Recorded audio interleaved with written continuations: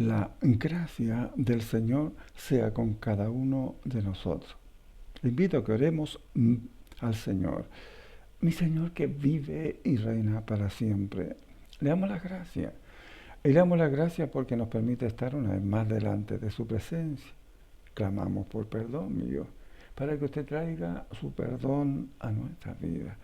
Y le pedimos su gracia para que podamos meditar en su hermosa palabra. Se lo pedimos por amor, en el nombre de Jesucristo nuestro Señor. Amén. La gloria sea para mi Señor. El tema que tenemos hoy día es un discípulo. Leemos en Mateo capítulo 28 los versículos 19 al 20 en el nombre del Señor. Por tanto, id y haced discípulos a todas las naciones, bautizándolas en el nombre del Padre, y del Hijo, y del Espíritu Santo, enseñándoles que guarden todas las cosas que os he mandado. He aquí yo estoy con vosotros todos los días hasta el fin del mundo. Amén. El gran encargo de Jesucristo. 1. Aquí en el texto leído, encontramos una cosa definida y es esta. Haced discípulos. ¿Qué quiere enseñar Jesús con ello? 2. ¿Qué sería un discípulo de acuerdo a lo que Jesús enseña? La respuesta es sencilla. Un discípulo es uno que aprende del maestro a vivir como él vive. En otras palabras, el discípulo no es uno que cree la doctrina, sino aquel que vive las enseñanzas de su Señor. Jesús hizo discípulos mientras estuvo en la tierra. Él tenía un grupo íntimo de 3, otro grupo también íntimo de 12 y otro más que sumaba 70. Más, la mayor parte de su vida la pasó con los 12. Cuando él se iba a ir al cielo, les encargó hacer lo mismo que él había hecho con ellos. Es decir, a vivir como Cristo vivía. Amén. Principios fundamentales para ser un discípulo del Señor. 1. Mateo capítulo 16, versículo 24. Entonces Jesús dijo a sus discípulos, si alguno quiere venir en pos de mí, niéguese a sí mismo y tome su cruz y sígame. Aquí tenemos dos cosas muy importantes. Olvidarse de sí mismo. Debe ser el producto de habernos encontrado con Cristo. Él se tiene que convertir en lo más importante de nuestra vida. Si esto no es así todavía, no has conocido la realidad de Cristo. B. Tomar la cruz es seguirle. Esto significa estar siempre listos para morir. Cuando alguien veía cruzar en Jerusalén a alguna persona con una cruz al hombro, él ya sabía que tal persona iba a morir. En realidad, con el bautismo, somos muertos con Cristo y no nos importan las consecuencias de seguir a Jesús. Vivimos para Él. 2. Mateo capítulo 16, versículo 25. Porque todo aquel que quiera salvar su vida la perderá, y todo el que pierda su vida por causa de mí la hallará. Perder la vida no es cosa del otro mundo. Sin Cristo estábamos perdidos en el pecado, en tinieblas, en las manos de Satanás.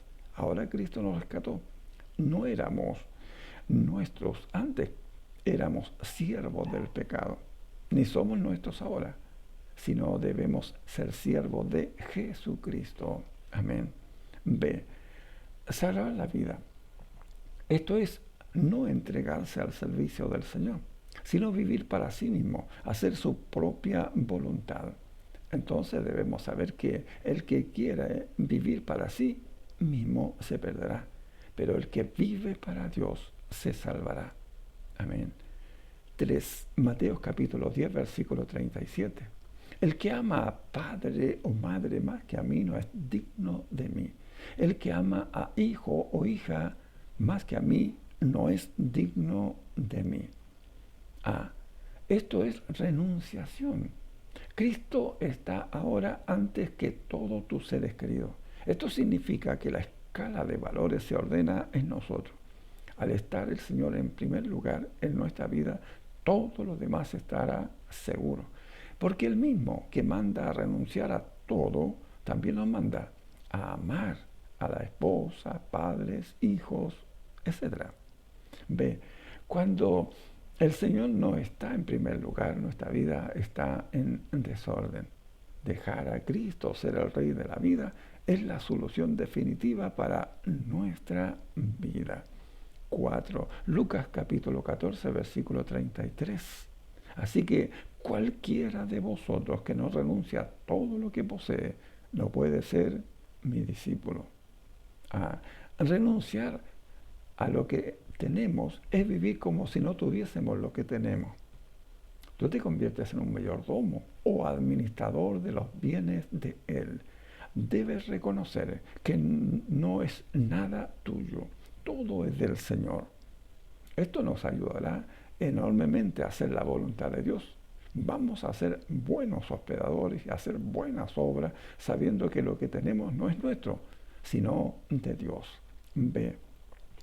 El que no hace esto, dice Jesús, no puede ser mi discípulo. Sus palabras son categóricas. Mas si tú te has entregado de verdad al Señor, no tendrás problema con esto. 5. Juan capítulo 8, versículo 31. Dijo entonces Jesús a los judíos que habían creído en Él, si vosotros permanecéis en mi palabra, seréis verdaderamente mis discípulos. Perseverancia es otra condición del discípulo. Esto no es algo de un momento, no es una emoción pasajera. Esto es una vida que comienza y que sigue desarrollándose. Es la vida de Cristo en nosotros. Para llegar a ser sus discípulos debemos guardar y seguir firmes su palabra. B. Estas cosas dijo Jesús a los que habían creído en Él. Tú has creído en Jesucristo. Estas palabras son para ti. Debes permanecer firme. Cristo te ayudará a salir victorioso en esta vida nueva que has comenzado y que seguirá en aumento como la aurora va en aumento de luz hasta que llegue el día pleno. Amén. 6. Juan 15, versículo 8. En esto he glorificado a mi Padre, en que llevéis mucho fruto y seáis así mi discípulo. El fruto que Jesús pide aquí es que hagamos discípulos a otros, tal como el fruto de la higuera es un higo y el de la vaca un ternero. Así el fruto de un discípulo de Jesús es otro discípulo. B. Hacer discípulo a otros hombres, en primer lugar, hace que el Padre reciba honor y gloria, pues en otra vida es otra vida que adorará a Dios, le honrará y alabará. Si hacemos discípulos, mostraremos que de verdad somos discípulos de Jesús. 7. Marcos capítulo 3, versículo 14. Y estableció a 12 para que estuviesen con él y para enviarlos a predicar. No hay mejor enseñanza que el vivir juntos. Si examinamos cómo es que los discípulos de Jesús aprendieron, descubriremos que fue conviviendo con él. Uno de los que le seguían preguntó, ¿dónde moras? Juan capítulo 1, versículos 35 al 42. B. Nombró a 12 para que estuviesen con él. Tú, como discípulo, debes procurar dos cosas importantes. Lo primero es pasar la mayor parte del tiempo en intimidad con el Señor. Y B. Lo segundo, pasar tiempo en comunión con tus hermanos, con los cuales estás relacionado. No faltes a las reuniones, encuentros y cultos. Al mismo tiempo, trata de involucrar a tu familia en todo. 8.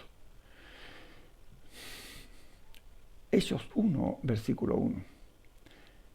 En el primer tratado, oh Teófilo, hablé acerca de todas las cosas que Jesús comenzó a hacer y a enseñar. Jesús comenzó a hacer y a enseñar. Jesús hizo y enseñó. Por convicción, por convivir con Jesús, los discípulos no solo oyeron lo que Él decía, sino que también vieron lo que Él hacía. Este es un principio fundamental en la vida de Cristo. Hacer para enseñar. Esto tendrá vida y autoridad. Amén. Mateo capítulo 7, los versículos 28 y 29. El que me oye y hace lo que yo mando, este es el hombre entendido, que está edificando su vida sobre una roca inconmovible. Nada le derrumbará, nada le hará volver atrás, nada le debilitará. Siempre permanecerá fiel y estará listo para cuando Cristo venga. Este de verdad es un discípulo, el que oye y hace, el que obedece a la enseñanza de Jesús, el que ya ha dicho que sí para siempre al Señor y obedece en forma espontánea y sostenida. Amén. La gloria sea para mi Señor, que vive y reina para siempre. Por último, eres tú quien debe decidir si serás el hombre o mujer entendida que oye y obedece. No pierdas tu tiempo, ni lo hagas perder a los demás. Sé un discípulo verdadero, oyendo y poniendo en práctica lo que Él te enseña. Si Jesús vive en ti, no tendrás problemas en caminar y obedecer. Amén. La gracia del Señor sea con cada uno de nosotros. Le invito para que a través de este medio usted pueda meditar, porque es importante que cada uno de nosotros nos convirtamos realmente en discípulos del Señor. Tenemos que predicar y anunciar y testificar el nombre de Jesús y llevar a muchos a su conocimiento para la gloria, la honra y la alabanza de su nombre. Para nuestro Dios que vive es la honra y la gloria para siempre. Su gracia sea con cada uno de nosotros. Amén.